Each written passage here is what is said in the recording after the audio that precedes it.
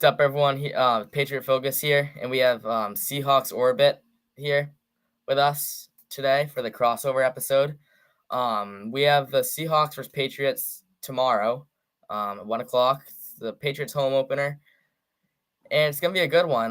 Today, we're going to start off with the injury report for the Patriots and the Seahawks. I'll be talking with the Patriots, and he will be talking with the Seahawks. Make sure to go follow Seahawks.orbit on Instagram, and then Patriot Focus on Instagram as well. I'll start off with the injury report. Do you want to introduce yourself? Okay, so I'm Seahawks Orbit. I actually run my platform on X, TikTok, and Threads as well. I know no one really uses Threads, but I mean, I connected my Instagram profile to Threads, so that way, more people can reach me on there. So yeah, make sure to follow me on those 3 platforms too. And what are we going to start out with? What was it? Injury report. Okay, injury report. Okay, so in terms of the injury report, so for Friday, the Seahawks officially ruled out Uchenna Nwosu and Pharaoh Brown. Unfortunately, there's going to be no Pharaoh Brown revenge game. I'm sure you knew he was a former Patriot. Yeah. I was hoping he would be able to play because, Patriots are his former team. Would have been a revenge game, but no, he's too injured to play. And then Kenneth Walker III and George Fant are they were both ruled as doubtful on Friday. However, I think one of the latest headlines might have just indicated that they're both going to be out, but we don't know for sure. Now, in terms of who was ruled as questionable for Friday, the linebackers Tyrell Dodson and Jerome Baker. Yeah, it would have been great to see the Pharaoh Brown revenge. I remember one game. He had a really, really good game with the Patriots. I think it was with the Jets or something, and then he kind of just never showed up after that. And then I think you guys got him from free agency. Yeah, but for the Patriots injury report, we're actually looking pretty healthy. We have offensive guard City So with an ankle. He didn't practice all week, so he's going to be out. David Andrews, he got a little veterans break along with Ramondre Stevenson. They both got veterans breaks for Friday. They didn't practice, but it wasn't injury related. They were good. It was just a rest. So we don't have to worry about them after Ramondre Stevenson's great game that he had. And then we have Jabril Peppers, who kind of fought through that injury on week 1, wear the Guardian cap. I think he'll be okay, but we don't know if he's going to go 100% or not. He did practice on Friday, I believe. And then along with Kyle Duggar, he's also one of those guys that's kind of in the similar situation as Jabril Peppers. They both practice, but they both were a little limited. So we'll see. It's probably going to be game time decisions. Jabril Peppers, he's not listed as any questionable, doubtful, or out, but Kyle Duggar is questionable. And then we have Josh O'Shea, his foot. We'll see if he can play, but that's gonna be big if he's absent. And then we have Dietrich Wise, who he wasn't really full last week. He didn't have a great game, so he will be questionable. He had a limited practice on Friday. And then we have Layden Robinson, our guard, that's kind of a big one, but he had a full practice on Friday, so it should be okay. And he's listed as questionable right now. And then JaMychal Hasty, running back, with the knee injury, he is limited on Friday, and he is also questionable. We also have Adarian Lowe, offensive tackle, who we don't know if he's going to play or not.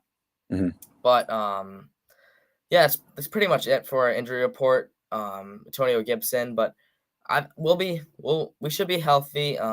We pretty much have a full team except City So, except Chuks Okorafor. He kind of just left today.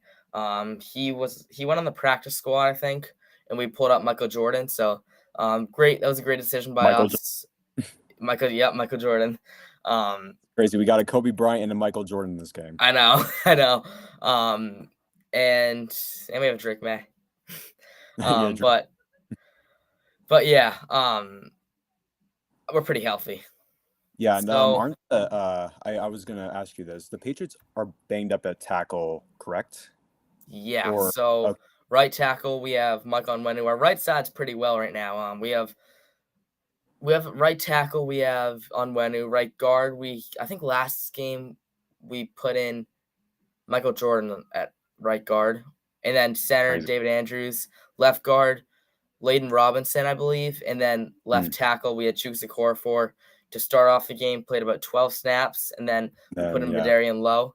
But Lowe and Okorafor, obviously, he won't be playing for the rest of the season, I'm assuming. But Lowe is hurt, so our situation with the line isn't really good right now. Hence why Drake May is not playing. But that's smart. Yeah, I mean, I'm fine with it. I'm fine with it. Sit our third overall draft pick and let him wrestle or let him learn from the veteran a little bit. But what are some key matchups that you're excited for in this game? Okay, so yeah, that's a great question. So some key matchups I'm actually very excited to watch are DK Metcalf and Christian Gonzalez. Christian Gonzalez, he hasn't had a bad game yet, and he's faced mostly really good wide receivers. Last week DK Metcalf, I believe, had like 3 receptions for like about 30 yards against and 4 targets. Yeah, if I remember correctly, against Pat Surtain. So it'll be interesting to see how he does against Christian Gonzalez. But I expect that to be a very good matchup and also a key one at the same time. Oh, sorry, my phone's blowing up. No worries. Okay. And then the second one is Zach Charbonnet versus the Patriots defensive line. At this point, we can pretty much assume that K9 is not going to play. So Zach Charbonnet is going to have to really step it up here, or we're going to be in a little bit of trouble. Yeah. I mean, I've seen your guys' defense. It's actually quite solid. So I expect it to give our offensive line a hard time, whether it's through pass blocking or run blocking. I mean, I looked at the grades for offensive line. Our offensive line was ranked 27th, while your guys' was ranked 32nd. Our offensive line? Yeah. Your offensive line. Which we like, as a Patriots fan, as like a Patriots like analyst, we held up pretty good, I feel like. But comparing to what we had last year and what we had in training camp, like, I would have been comfortable putting Drake May in. Despite our grade, I still would have been comfortable putting Drake May in, and without him getting hurt, I'd be completely comfortable. The passes that Jacoby Brissett missed, too many. But yeah. Do you have any more matchups? The Bengals are not an easy opponent, so I mean that's I'll be talking about that after this. Yeah. And then I got one more. So Geno Smith versus the Patriots defensive line. Like the Broncos, they did generate a little bit of pressure, or quite a bit of pressure against. They generated some pressure on Geno Smith. So considering the Patriots defensive line is arguably like 2 times better, Geno Smith is going to have to get the ball out quick. And I mean quick, or he's going to get sacked, or he's going to have to throw it away, and that's going to suck. Yeah. So what are your 3 key matchups? Mine. You guys right tackle. That's Charles Cross, right? Or is he on the left side? No. He's left tackle. Who's your right? Is it Stone Forsythe? Oh, our backup. Your backup. Who what's his name got hurt last week? George Fant. Yeah, George Fant. He got hurt. So your right tackle. He's just gonna get killed. Keon White, someone who got 2.5 sacks last game. I had huge expectations with him coming in, and he took Matthew Judon's spot, and he's taking it just fine. Yeah, did great. He did great. I saw him making plays. He was amazing. Yeah, kind of surprising to me, honestly. Yeah, and that's what I've heard a lot. And not to be that guy, but I'm not really surprised with how he played, because he's one of those guys, like, after going to training camp almost every single day, you could just see in him that he had what it takes, and he got hurt last year in his rookie season, but he ended up second year, started off the game with more sacks than he had in his more sacks in one game than he had in his whole year last year. And didn't he have 1.5 last year? 1 last year. Oh, 1. Okay, so I was close. Yeah. Close enough, yeah. But I mean, versus Trent Brown, that could be tough to do. I mean, when you're facing Trent Brown, all you got to do is go around him. I mean, he's just so big that it's like. But anyway, Keon White, his matchup is going to be really fun to watch, in my opinion. Mhm. Yeah, And I'll then remind you, Stone Forsythe actually did all right last week, surprisingly. In the first half, he did he? was a little rough, but in the second half, he really turned it around shockingly. Like he's never played as well as he did last week. Oh, I was all right. quite shocked. He was actually using his size to his advantage. I mean, he's 6'7". Jeez. I know Yeah, he's a actually, big I dude, but heard he's his always name. struggled. He has always struggled in pretty much pass blocking and run blocking, but both of those actually looked all right in the second half against the Broncos. Wow.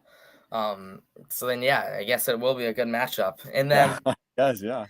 my second matchup that I'm kind of looking into is Christian Gonzalez and DK Metcalf. Mm-hmm. Christian Gonzalez, this is a guy that put up Tyreek Hill to one target and Goodness, in an interception. One target and an interception. That's so I was hearing on the radio yesterday, like Tyreek Hill, he could go down as the best receiver in history if he keeps up what he's doing. And if you say that, you got to say that Christian Gonzalez could be the best cornerback in history if he keeps up what he's doing. I mean, it's really early to say that, but I'm just gonna say, Tyreek Hill will not go down as the best wide receiver in NFL. Yeah, I was like, take. He's not even the best wide receiver in the league right now. That is clearly Justin Jefferson, if anything. Really, I think Jefferson, yeah. I think Tyreek is. You think Tyreek is? Well, Jefferson is with a quarterback like Tyreek's. Like if Jefferson had Tua, I think he'd be better. But yeah, he probably would be better.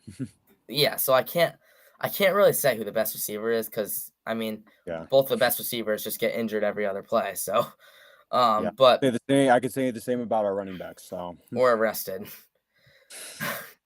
But that's another matchup. But I don't know. They might put on Jonathan Jones against DK a little bit too. I mean, they switched up Jamar Chase. They could switch it up.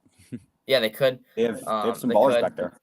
Yeah, and that's gonna be a good matchup. And then, I don't know. I mean, Zach Charbonnet versus our defensive line. I guess. Yeah, pretty much. Yeah. That's gonna be a tough matchup too. But I mean, I feel like both these teams are kind of even. It's gonna be a really good game. Yeah, it's gonna be a little closer than some might be thinking. I think a lot of people expect it to be a close game. I expect it to be somewhat close. I do think one of the X factors is our defensive line versus your offensive line. Yeah.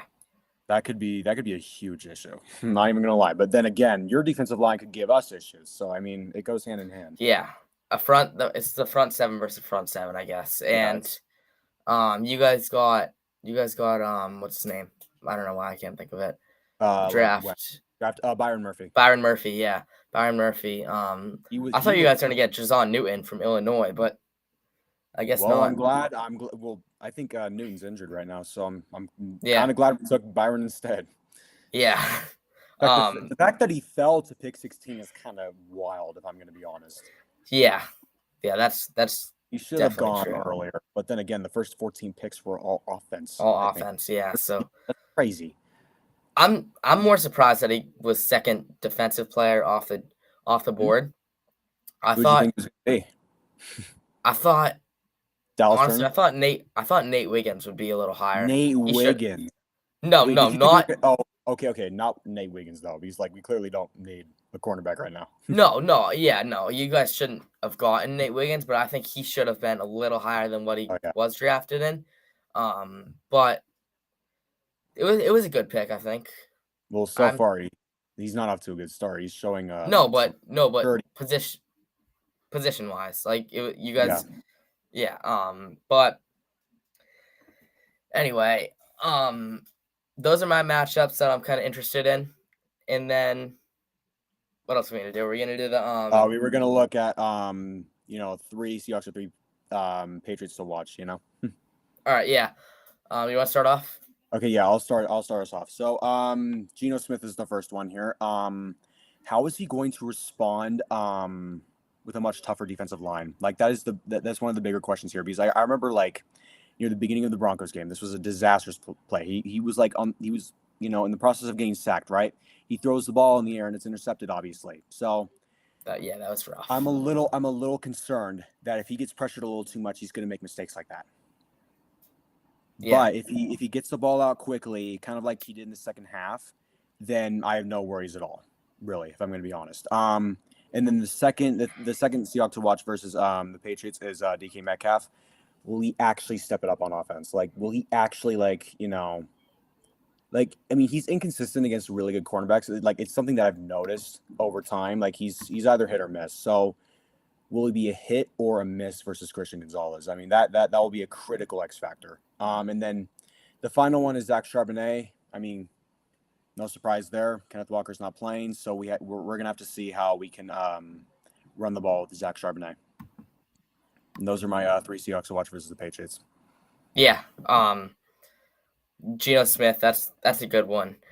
Who was that interception? Was it Alex Singleton that got it? Yeah, it was Alex. That's Singleton. what I thought. Second play of the game. Yeah, I thought that was it. But we're really gonna pressure him. Mm-hmm. And one of my guys that I'm excited to watch, Keon White. Keon White. Yep. I just don't stop saying his name in this podcast. But like, I don't blame you. I'm the same way with Boye Mafe. Yeah, it's because I've just been like, it's the fact that I've been with him, like from like beginning of training camp. I had high hopes for him, and a lot of people just kind of ruled him out in the edge rusher position when he plays both a lot. He goes, like last game, I think the defensive tackle alignment, he was like 20 snaps, and then the edge rusher alignment was 18.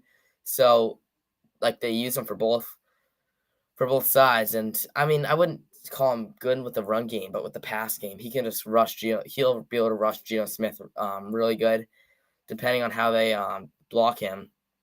But he's one guy that I'm gonna like watching in this game. Another guy that I'm kind of interested in this game is Jacoby Brissett.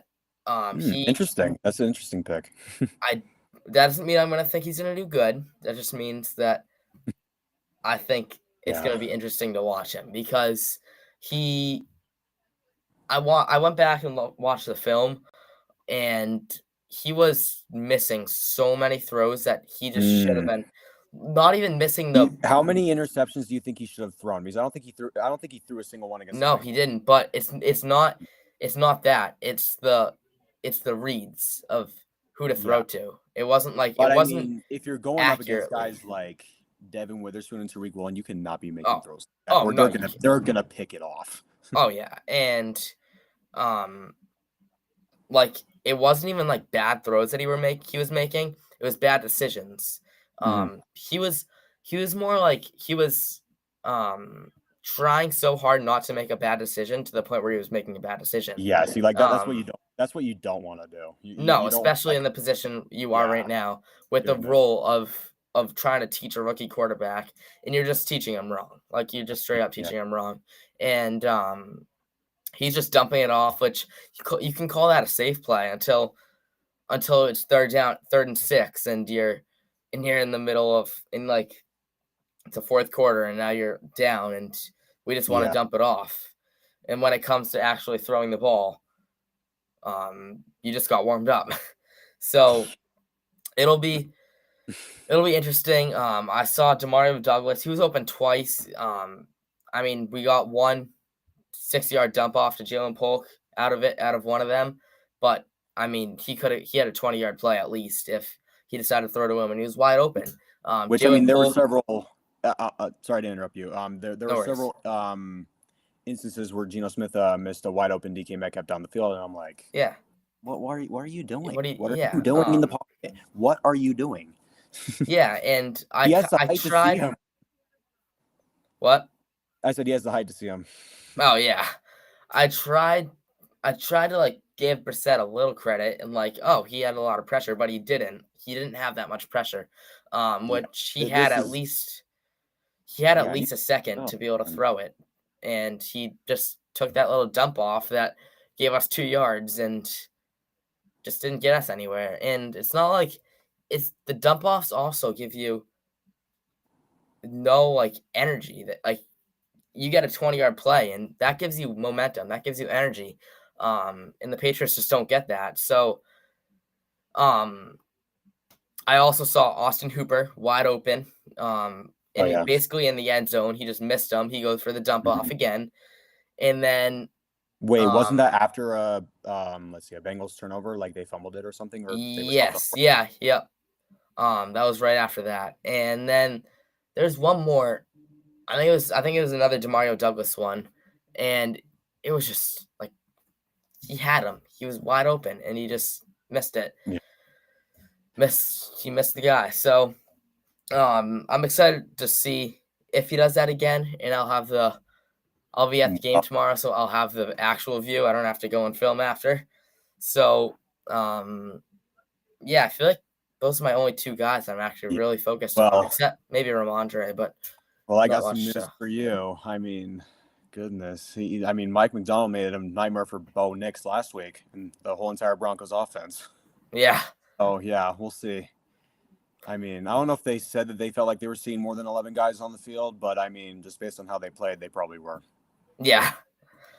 And I was Um, something that did shock me. We got a 90 plus PFF grade from, or we got a 90 plus grade from PFF, which is rare to say the least. Like yeah, no that's one gets a 90. Yeah, like even if it's the Broncos, I mean, I don't think they're as bad as people think.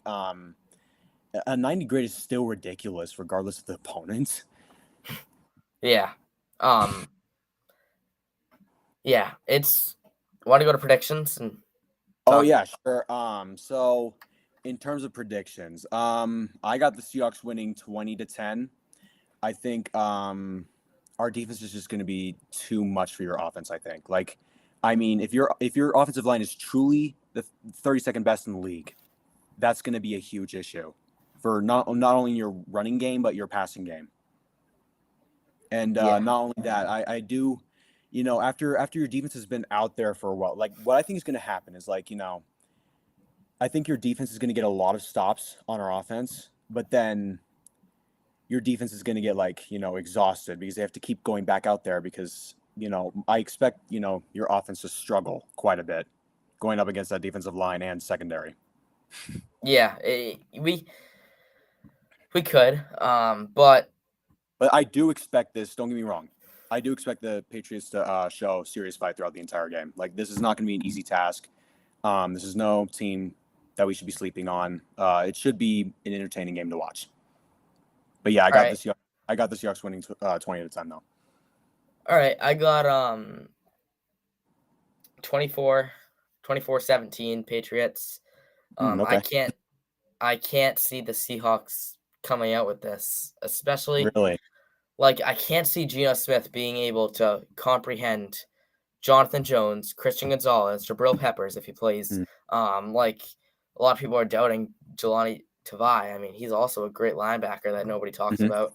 We have Anthony I've known Jennings. about Tavai for a while. Yeah, and I feel like just he never gets mentioned. We have Anthony Jennings on the other side. That's a guy that doesn't get talked about much either. So, Mhm. um, I do think it's gonna be a struggle for with Witherspoon and with Witherspoon and Woolen um, at cornerback. But You guys have to be really clever with your offensive schemes. yeah, I'm and sure you guys are gonna trick us at some point probably because that's how football works. But like, I mean, jeez. I don't like Alex Van Pelt that much at our offensive coordinator job. He he he just doesn't. I no, sorry. Yeah. I don't not like Alex Van Pelt at the job. I don't like the decisions that Mayo and Alex Van Pelt do. Like they don't. Oh wait, you're telling me Gerard Mayo's been making some questionable decisions already? No, not No. Mayo. Okay. Not decisions. Sorry, I worded that wrong. Like Mayo and Alex Van Pelt are just not on the same page at all. Like Oh, okay. you can just tell when Well, you're listening to and interviews. this is Like for the offense, right? This is for the offense. yeah, Alex Van Okay, Pelt, so offensive coordinator. that He that is going to be key also. yeah, and you can't like training camp for an example. I think it was the day after the preseason game versus the Commanders of week 3. Might have been a couple days after, but 3 days after, that's when we named our starting quarterback. No, 4 days after. That's when we named our starting quarterback.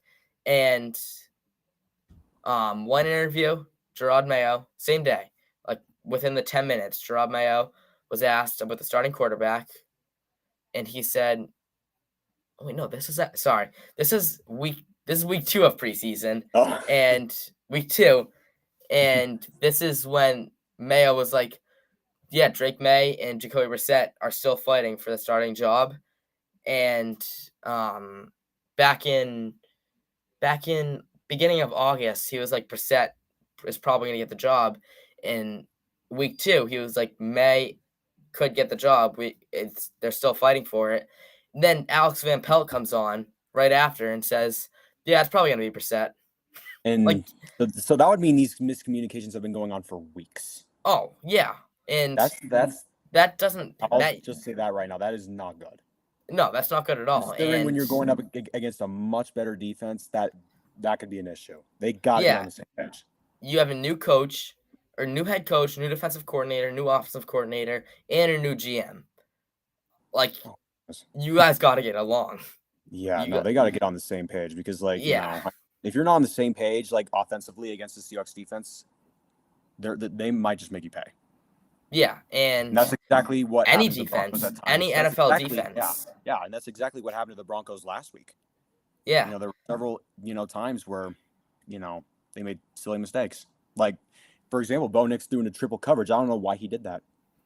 no, yeah, It was one of the worst reads I think I've ever seen in the game. But then again, it was a rookie mistake. So, and it was his yeah, first game. So, like, I mean, I can excuse that somewhat, but not a good mistake.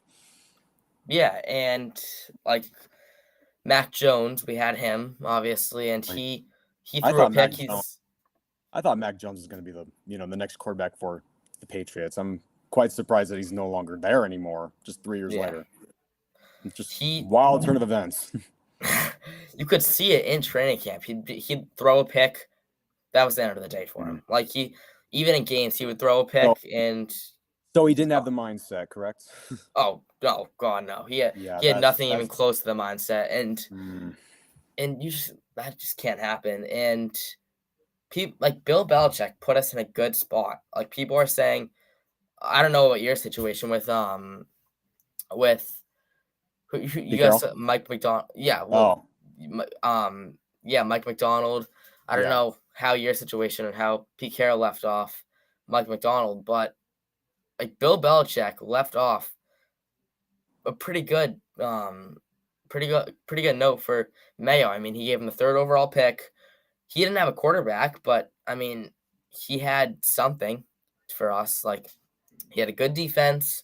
He had a not so great offense, terrible O-line, but Mayo really developed that. But back to the Bengals game. I mean, Yeah. Like, I mean, without the turnovers, do you think you guys win that game still? oh no, without our defense, like Yeah. we're not winning that game. We're not even close to winning that game. That's And why you with don't that's why you don't turn over the ball. That's literally why you don't turn over the ball. yeah, That's why I'm so key on, like, just not turning over the ball. Like, keep yourself clean from turnovers. yeah, and if we T had Higgins we had 2 disastrous ones, I think, in one quarter. yeah, and with T Higgins not playing, that was definitely a big impact. With Jamar Chase barely getting any reps in training camp, barely even attending training camp, Yeah. that also Like, probably put a little dent in their offense. And with Amario Mims, their first round pick not even playing, like they did not have a healthy team at all. With yeah. mindset and with physically. And I don't know. Burrow never even said if he was 100% with his wrist or anything. So like, that was just not a healthy team. That's not the Bengals that we were. That's not the AFC Championship Bengals from 2 years ago. That's the Bengals. That's the 2020 Bengals that I would say it's like the meeting. 2016, 2017 Yeah. Bengals. They No, weren't 2020 terrible. was terrible. They weren't terrible, but, like, I mean, they weren't that good either. No, yeah. Even 2020, they weren't that good. Yeah. They were good for one game, and then Burrow goes down and gets hurt. But as we should have won that game, though. Our starting quarterback was in their division for 3 years. Alex Van Pelt was in their division for 4 years. So Alex Van Pelt faced the Bengals 8 times in the past 4 years. So like, you should be okay. You should know this offensive scheme and defensive scheme. So like I'm not surprised that we won that at all. I might be a little surprised that you guys won week 1. Why are you I talking about thought that? Well, I because mean, maybe after the first half, you thought, oh, what are the Seahawks doing? But then I don't think it was that shocking after the third quarter. No, I mean I was shocked that they won when I looked like I went back and reviewed everything after like the film and stuff, but I didn't think coming into that game I thought the Broncos would win because Bo You Nix actually had the looked. Broncos winning. I did, yeah. Bo Nix looked That's really good. bold. I mean, That's bold. it was a close game. It was Yeah. close. Well, I'll be honest here. I did see it being a close game. Like my I score would say prediction, 26-20 pretty is pretty close. close. Yeah. Yeah, my prediction was 24-17. It was not far off from that. No, yeah. And like Bo Nix, he looked really good in preseason, and then his Yeah. debut for Yeah. the regular season, it's just not I doing. mean, Didn't do what great. really stood out to me, like my main takeaway from that game is that Sean Payton does not trust him at all. He literally all Sean Payton did, like every other play, it'd be like a screen or a jet sweep. Like he wouldn't let him throw it down the field. Yeah, But then again, there's a good reason for that because whenever he did throw it down the field, he was awful. I mean, I yeah, think he was like 5 for 16 for like I don't know, like 50 something yards and no touchdown passes and 2 interceptions. yeah. That's rough. And I think those were like passes like that were like 10 plus yards down the field, if I remember correctly. Yeah, I mean his short game was really good. I Yeah, but think. then again, we were good at defending screens, and so like it didn't really work there also. Yeah, actually, I just got this. I just got the stat. Bo Nix was 21 out of 27 from passes under 10 air yards for 75 yards. So that's good for a rookie.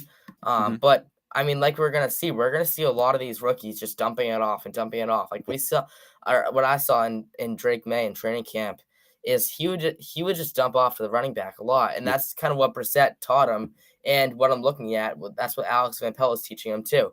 And yeah, I wouldn't that's say what it's the right way of teaching your quarterback, your rookie quarterback, that in this league is changing with um with your decisions on passing. Like we're seeing yeah, a lot more deep passing than we did in the past 20 years, I think.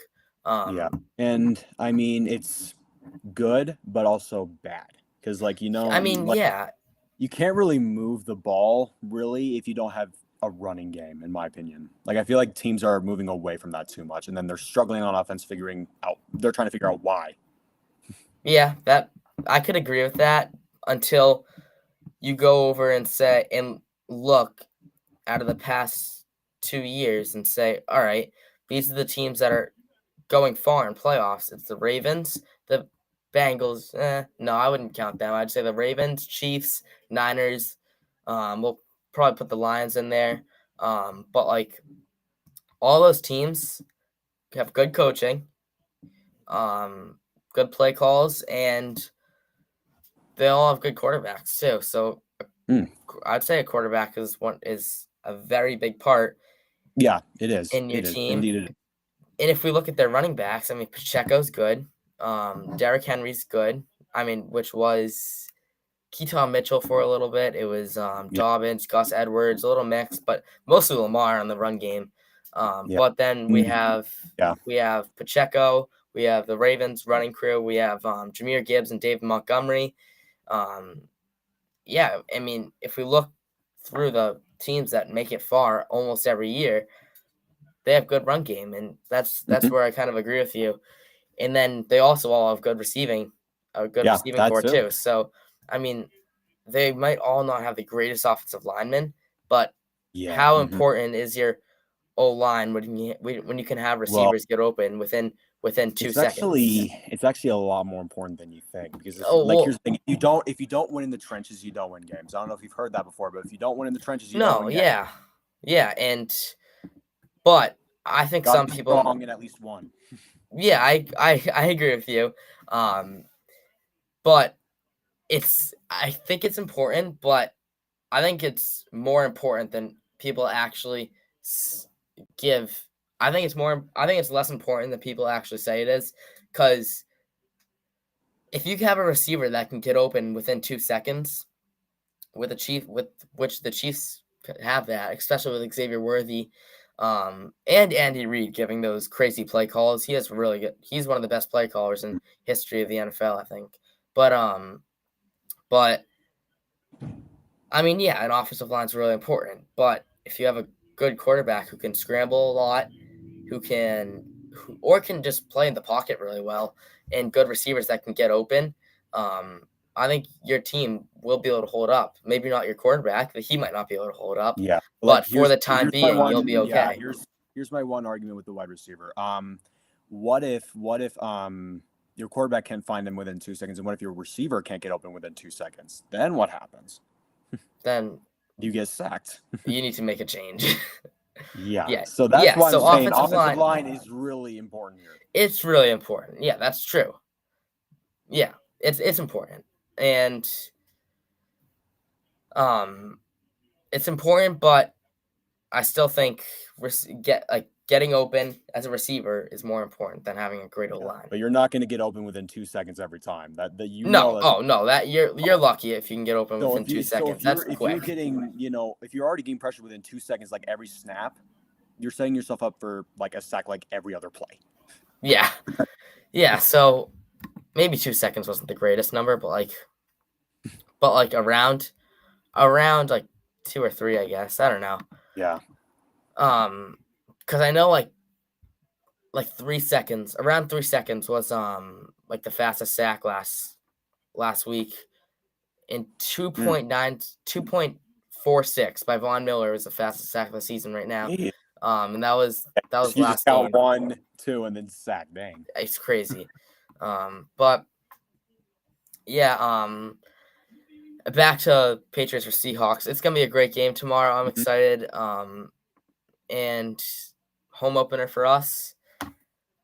Maybe Tom Brady's statue will be unveiled, but you guys need to make a statue for Tom Brady. I don't know why you guys. Oh no, it's made. It is. Oh. It's made, but we're just waiting. It's gonna get unveiled sometime this season. It's either gonna be this week or it's gonna be week 5. So I'm just gonna have to get tickets to both, I guess. Whatever. But you can find our work. Are you going to the game tomorrow? Yeah. Oh, that's nice. That's nice. Yeah, I might set up table and stuff and get the podcast going there. Oh, really? I don't know. Cool. Well, I mean, who are you going to do it with? I don't know. You don't know? Maybe myself. Maybe people will just come up and talk. Yeah. Are you gonna get both perspectives potentially? Because I know there's gonna be Seahawks fans there. I know there's gonna be way more Patriots fans. I'm just gonna make sure they don't smash my table, because you know how you guys can get. Oh yeah. But some are gonna be drunk during the game. Yeah. Oh, I know.